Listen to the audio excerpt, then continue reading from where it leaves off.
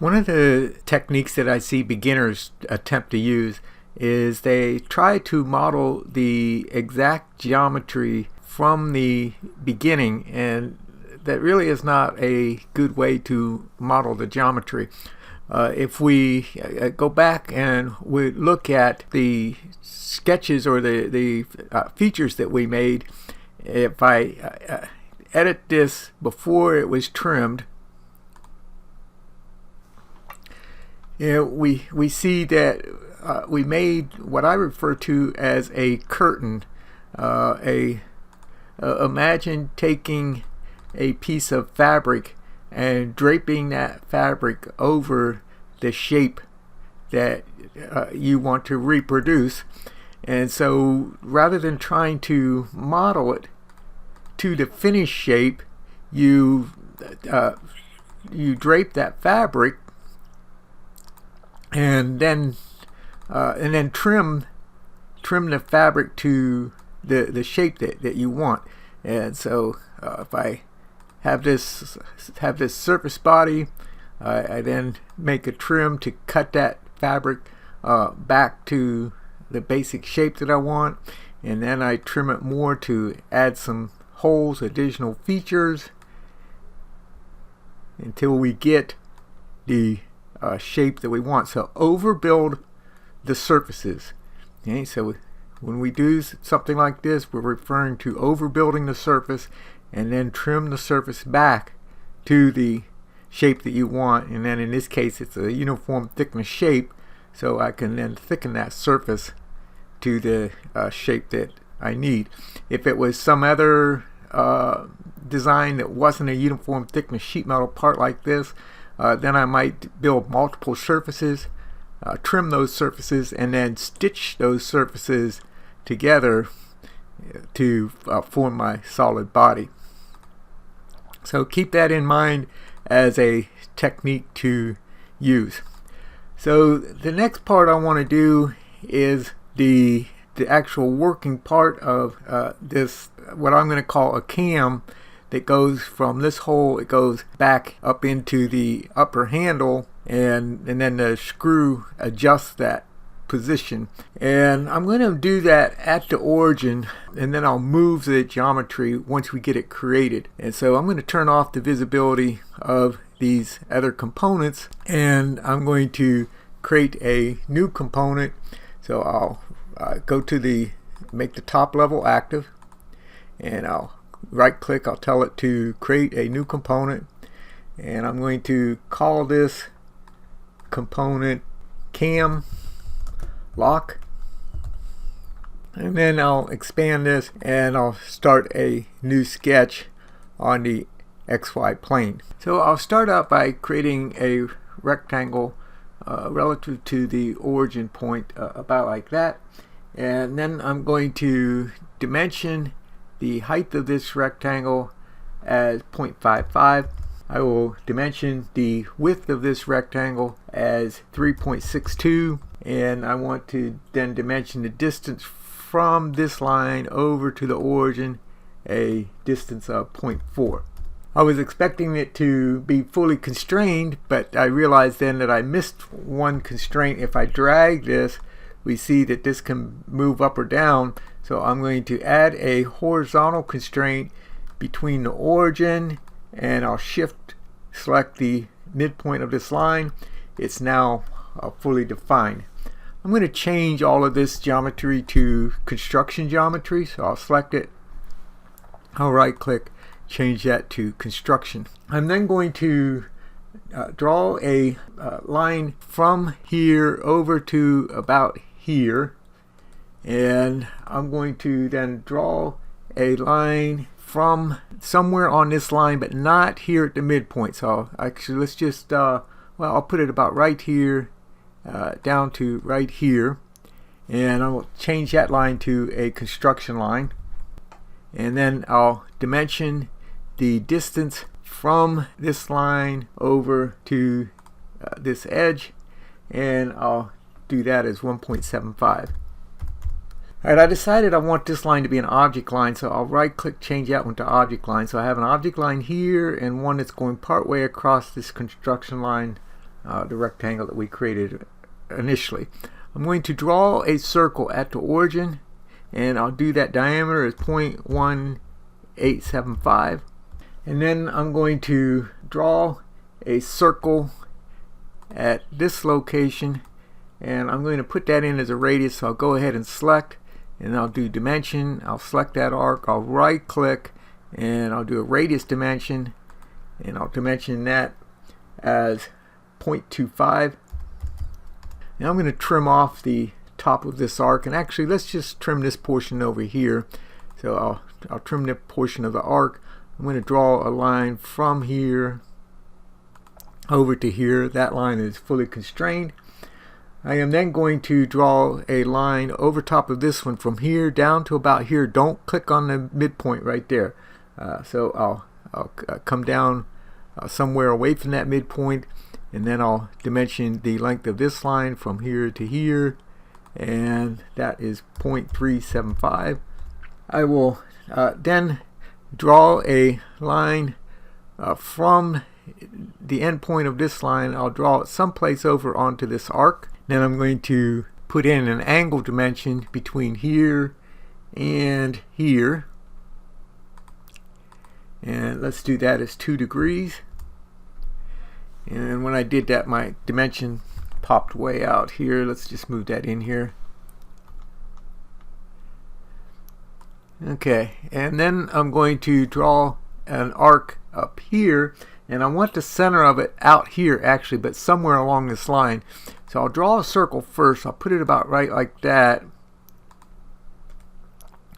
and then I'm going to drag the point. So that point is on this line. It's coincident with that line, the center point of that circle. And I'll draw a line in from here over to this intersection, and I will then coincident this point to the circle. I'm going to trim off the top of the circle, and then I'm going to dimension the distance. And while we're at it, let's go ahead and trim this circle, and I'm going to dimension the distance from this point right here up to that intersection right there. So let's create a couple of points there to make that easier. So I'm going to put a point right here, and I'm going to put a point right here that I can dimension the distance now from this point to this point, and I'll dimension that distance as 0.65. Now I was expecting this point to stay at the 6 o'clock position. It didn't, so what we need to do is add a coincident between this point and this vertical line. That'll move that back down to that position, and then I'm going to do equal. The radius of this arc is equal to the radius of that arc.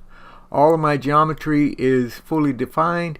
It turns black, and so I'm ready to create a solid model with this sketch. So I'll go to my solids tools, and I'm going to do extrude, and I'm going to extrude this area. I'll do symmetric whole length or total distance, and I'll do that distance as 0.19. So whenever possible, I use symmetry about the origin. So we don't necessarily have symmetry about all 3 origin planes, but in this case I do have symmetry about the XY plane.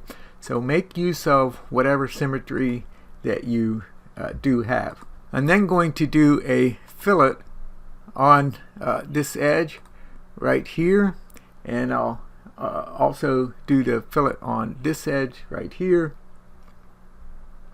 this edge right here, and this edge right here, and I'm going to do that fillet size as 0.25. Then I will put a fillet on this edge, and I'll do that fillet as 0.0625. Then I want to do some editing over on this end, and so I saw that there was a network outage. I'm going to save this and see if it looks like it is saving it. So save often. You don't want to lose any work. I'm going to make the first sketch in this component visible again, And I'm going to hide this solid body for a moment, and I'm going to then do a new sketch on the XY, and then I'm going to P for project geometry, this line right here and this edge right here. It doesn't matter whether I get this object line or the construction line. I think I'll get the construction line. Alright, then I'll hide that sketch 1, and we could have put this geometry into the sketch 1. Sometimes though it's best to keep your sketches simple, and I'm going to then draw a line coming up from this line at an angle about like that. Then I'll come down to this line at an angle about like that. I'll then put some dimensions on here, and so I'll do dimension, and I want the distance from here to here, and I want that as the align distance, and so I'll right click and I'll tell it aligned as 0.35, and then I want the align distance of this line, and sometimes you can get it to pop up here, or right click and set it to be aligned 0.25 for this distance.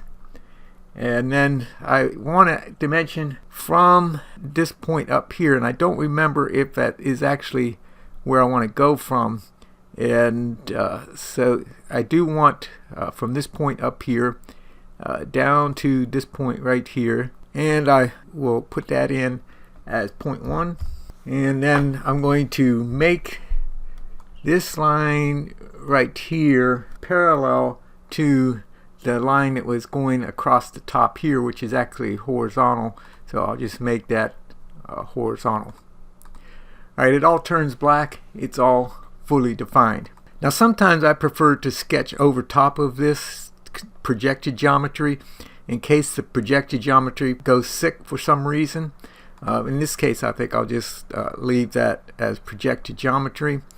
And then I'm going to turn the solid body back on, and I will do an extrude, and I'm going to tell it to do cut, and I'll do this through all symmetrically.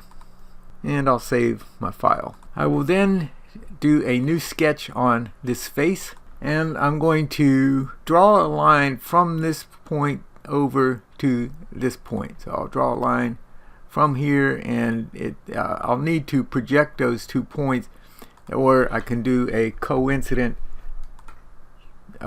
from this point over to this point, and then from this point over to that point. Notice that that line becomes fully constrained. I'll then draw a circle on the midpoint of this line, and I'm going to draw it to the corner right here, and actually that may not be the size that I want, so let's just draw this a little bit bigger, and then I'll dimension this to decide what I want. So I'm going to dimension this as 0.36, and that looks like that would be to that location. So I'm going to take the dimension off, and I'll do coincident then between this point and this circle. I also want to draw a line across here, or trim this off, or both. So I'll draw a line from here over to here, and I think I will go ahead and trim off the bottom of that, although we don't really need to do that. I'm then going to do extrude, and I want to go up into the part in this direction. It switches to cut, but I actually want to do join, so I'm going to change that back to join, and I'll go minus 0.07. 70 thousandths of an inch. Did something right, save it. I will then put some fillets on here, and so I'm going to select this edge, and I'll right click and I'll select fillet, and I'll go ahead and select the same edge over on the other side. I'm going to do that as 0.02, and then I'm going to add some additional fillets along here and on the other side.